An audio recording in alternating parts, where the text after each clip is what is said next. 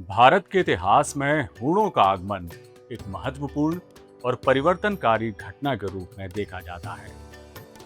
5वीं शताब्दी के आसपास मध्य एशिया से आए इस योद्धा समुदाय ने उत्तर पश्चिम भारत के मार्ग से प्रवेश किया। उनकी आक्रामक प्रवृत्ति और सैन्य शक्ति ने तत्कालीन राजनीतिक व्यवस्था को गहराई से प्रभावित किया। आइए जानते हैं प्राचीन भारत के इस सामर्थ्यवान और समृद्ध जनसमुदाय हूण के बारे में।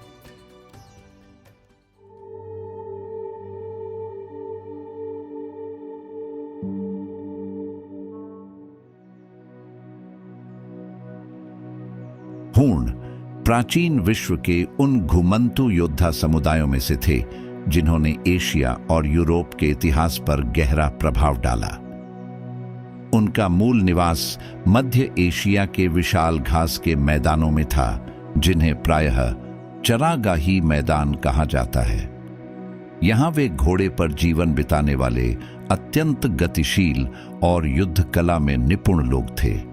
उनका जीवन स्थायी नगरों या कृषि पर आधारित न होकर चरागाहों, पशुपालन और निरंतर स्थान परिवर्तन पर आधारित था। यही कारण था कि उनकी सैन्य शक्ति का सबसे बड़ा आधार उनकी तीव्र गति, अनुशासन और परिस्थितियों के अनुसार स्वयं को ढाल लेने की क्षमता थी। वे कम समय में लंबी दूरी तय कर सकते थे और अचानक आक्रमण कर शत्रु को चकित कर देते थे। हूणों की उत्पत्ति के विषय में इतिहासकारों में मतभेद है, परंतु सामान्यतः उन्हें मध्य एशिया की यायावर जनजातियों से संबंधित माना जाता है। कुछ विद्वान उनका संबंध चीन के उत्तर पश्चिम में रहने वाली ह्योंगनू नामक जाति से जोड़ते हैं, जिनका उल्लेख प्राचीन चीनी ग्रंथों में मिलता है। समय के साथ ये समूह पश्चिम और दक्षिण की ओर बढ़ते गए और विभिन्न क्षेत्रों में फैल गए।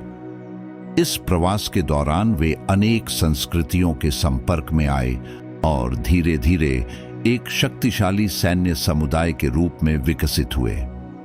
भारत में हूणों का प्रवेश लगभग 5वीं शताब्दी में हुआ, जब वे उत्तर पश्चिमी सीमाओं से होकर भारतीय उपमहाद्वीप में आए। उस समय भारत में गुप्त साम्राज्य अपनी शक्ति के चरम से उतर रहा था और उसकी राजनीतिक स्थिति पहले जैसी सुदृढ़ नहीं रह गई थी। हूणों ने इस अवसर का लाभ उठाया और धीरे धीरे भारतीय क्षेत्रों में अपना प्रभाव स्थापित करना प्रारंभ किया।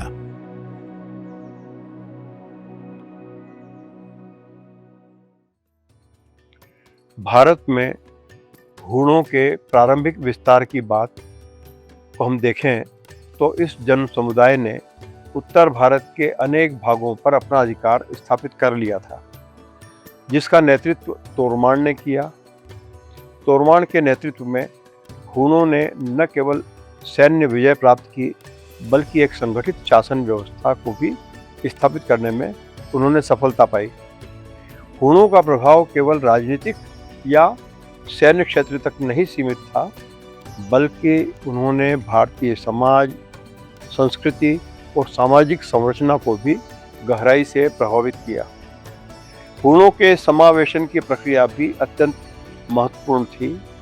धीरे धीरे उन्होंने स्थानीय भाषाएं सीखीं, रीति रिवाजों को अपनाया और भारतीय समाज के विभिन्न वर्गों के साथ घुल मिल गए।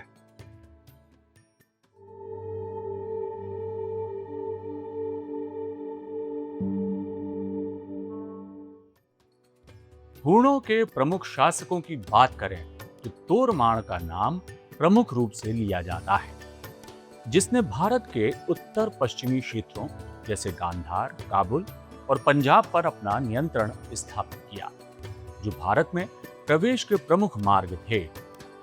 इन क्षेत्रों पर अधिकार स्थापित करने के बाद उसने अपने अभियान को और आगे बढ़ाया और मध्य भारत की ओर प्रस्थान किया। तोरमाण के नेतृत्व में हूणों के विस्तार की पुष्टि मध्य प्रदेश के एरण से प्राप्त अभिलेखों से होती है, जिनमें उसका नाम अंकित है। इससे यह स्पष्ट होता है कि उसका प्रभाव केवल सीमावर्ती क्षेत्रों तक सीमित नहीं था, बल्कि वह गंगा यमुना के मैदानों तक पहुंच चुका था। तोरमण की विशेषता यह थी कि वह केवल एक आक्रमणकारी नहीं था, बल्कि उसने स्थायी शासन स्थापित करने का प्रयास भी किया। उसने भारतीय प्रशासनिक पद्धतियों को अपनाया और स्थानीय अधिकारियों के माध्यम से शासन चलाया। इससे यह संकेत मिलता है कि वह केवल लूटपाट या अस्थायी विजय में रुचि नहीं रखता था, बल्कि वह अपने अधिकार क्षेत्रों को स्थायी रूप से संगठित करना चाहता था। उसकी शासन शैली में संगठन और नियंत्रण की स्पष्ट झलक मिलती है। तोरमाण का ऐतिहासिक महत्व इस तथ्य में निहित है कि उसने भारत में हूणों की शक्ति को संगठित रूप प्रदान किया और उत्तर भारत के विस्तृत भूभाग पर अपना अधिकार स्थापित किया। उसके प्रयासों ने आगे आने वाले शासकों के लिए मार्ग प्रशस्त किया। विशेष रूप से उसके पुत्र मिहिरकुल को एक मजबूत आधार मिला, जिसके बल पर उसने हूण शक्ति को और अधिक विस्तार दिया। मिहिरकुल हूणों का अत्यंत प्रसिद्ध तथा विवादास्पद शासक था, जो तोरमण के बाद सत्ता में आया। उसके शासनकाल में हूण शक्ति अपने उत्कर्ष पर पहुंची, किंतु उसकी कठोरता और आक्रामक स्वभाव के कारण वह इतिहास में एक भयावह शासक के रूप में भी प्रसिद्ध हुआ। मिहिरकुल स्वभाव से अत्यंत उग्र और युद्धप्रिय था। उसने अपने राज्य का विस्तार करने के लिए निरंतर युद्ध किए और उत्तर भारत के विस्तृत क्षेत्रों पर अपना अधिकार स्थापित किया।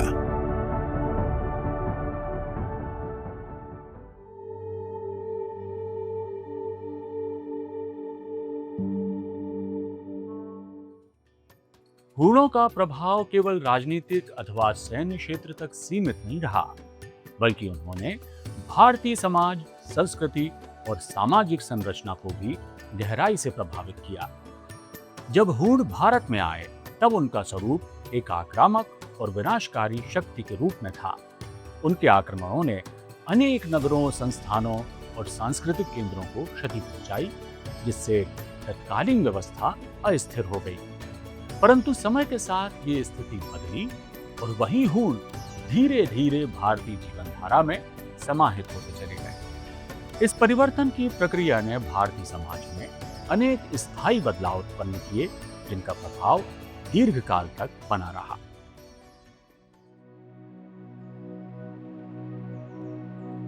प्रारंभिक काल में हूणों का आगमन विनाश और अव्यवस्था का कारण बना। उनके आक्रमणों से व्यापारिक मार्ग बाधित हुए, जिससे वाणिज्यिक गतिविधियां प्रभावित हुई। अनेक समृद्ध नगरों का पतन हुआ और शहरी जीवन की गति धीमी पड़ गई।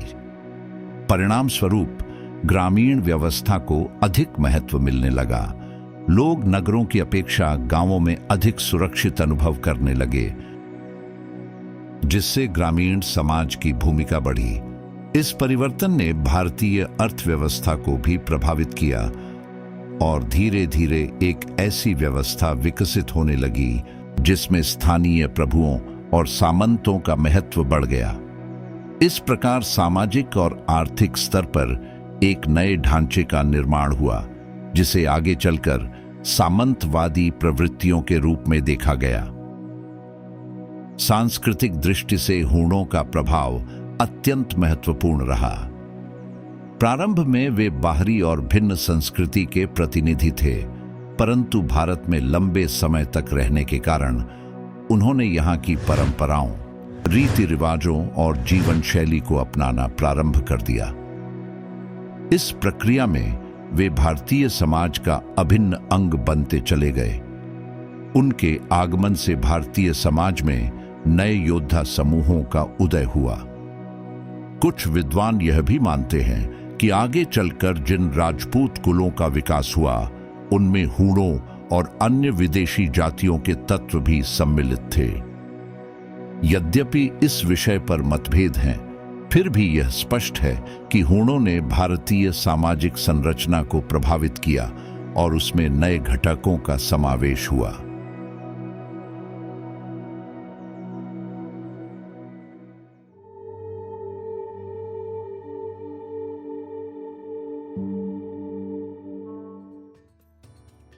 धार्मिक क्षेत्र में भी हूणों के प्रभाव को अनदेखा नहीं किया जा सकता।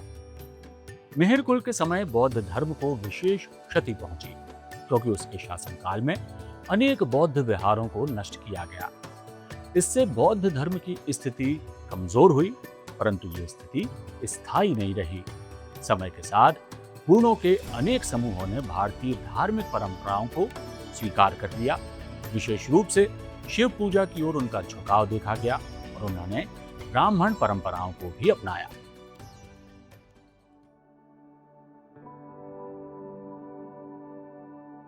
हूण जन समुदाय धीरे धीरे भारतीय समाज में घुल मिल गया।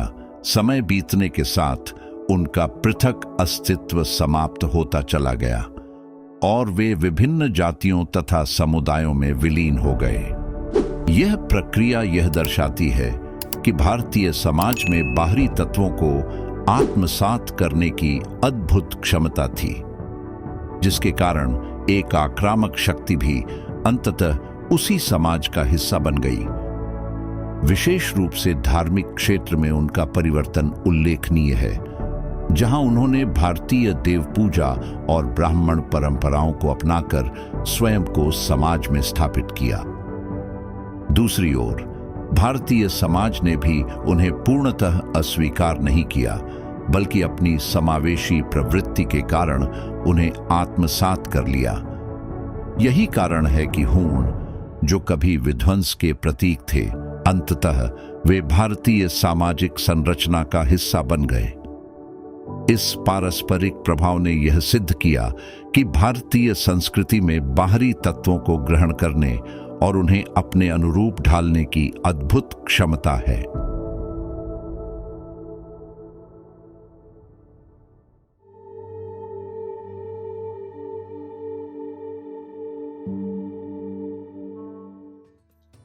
दीर्घकालिक दृष्टि से देखा जाए तो हूणों के आक्रमणों ने भारत की राजनीतिक संरचना को गहराई से प्रभावित किया। उनके आक्रमणों के परिणाम स्वरूप गुप्त साम्राज्य की शक्ति और अधिक कमजोर हो गई और अंततः उसका पतन तेज हो गया।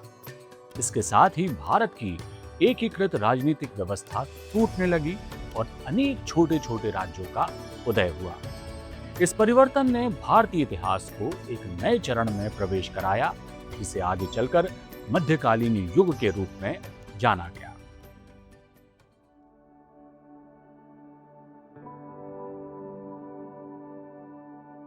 हूणों की युद्ध शैली अत्यंत प्रभावशाली थी।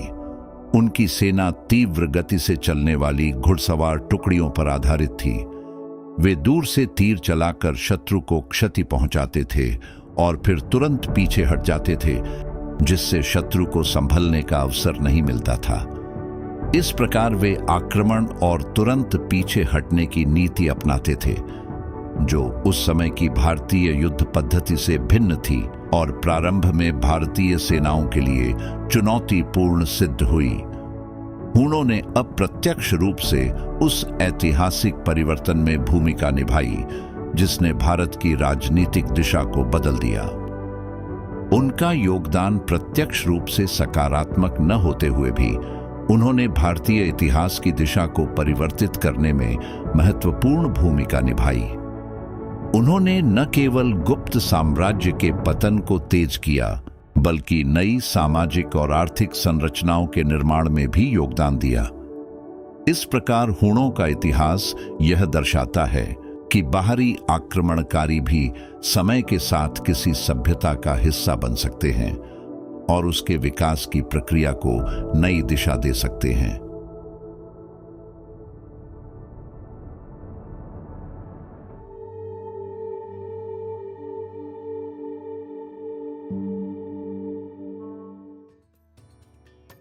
मिहिरकुल हूणों का अत्यंत प्रसिद्ध तथा विवादास्पद शासक था।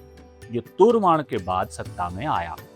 उसके शासनकाल में हूण शक्ति अपने उत्कर्ष पर पहुंची, किंतु उसकी कठोरता और आक्रामक स्वभाव के कारण वो इतिहास में एक भयावह शासक के रूप में प्रसिद्ध हुआ। मिहिरकुल स्वभाव से अत्यंत उग्र और युद्धप्रिय था। उसने अपने राज्य का विस्तार करने के लिए निरंतर युद्ध किए और उत्तर भारत के विस्तृत क्षेत्रों पर अपना अधिकार स्थापित किया। मेहरकुल का शासन एक ओर गूढ़ शक्ति के उत्कर्ष का प्रतीक है, तो दूसरी ओर उसकी पराजय उनके पतन की शुरुआत को भी दर्शाती है।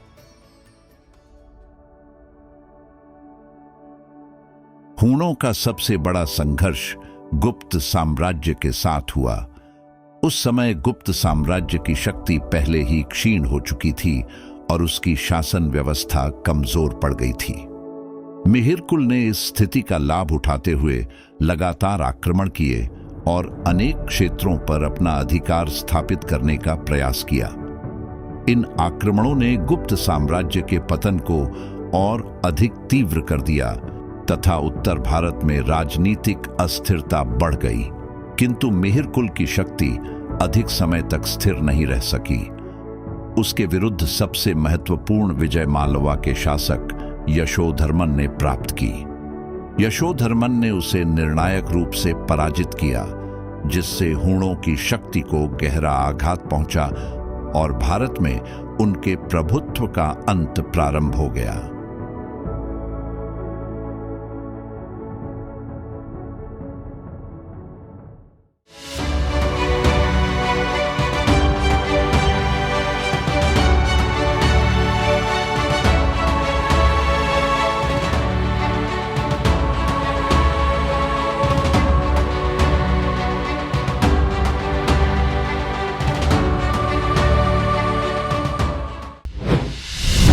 वे शूरवीर हैं, वे कर्मवीर हैं, वे निपुण योद्धा हैं, वे भारत का कुल हैं, वे भारतवंशी हैं जिन्हें लोक समाज ने भुला दिया है। ऐसे ही विस्मृत युगयुगीन भारतवंशियों की खोज और पुनरान्वेषण से वैश्विक समुदाय का सुपरिचय करेंगे। वीर भारत न्यास के YouTube चैनल वीर भारत में। वीर भारत न्यास भारत के युग युगीन संस्कृति को अगली पीढ़ी तक ले जाने के लिए भारतीय संस्कृति से जुड़ी किताबें प्रकाशित करता है, जो कि Amazon और अन्य प्रमुख ई-कॉमर्स प्लेटफॉर्म पर उपलब्ध है।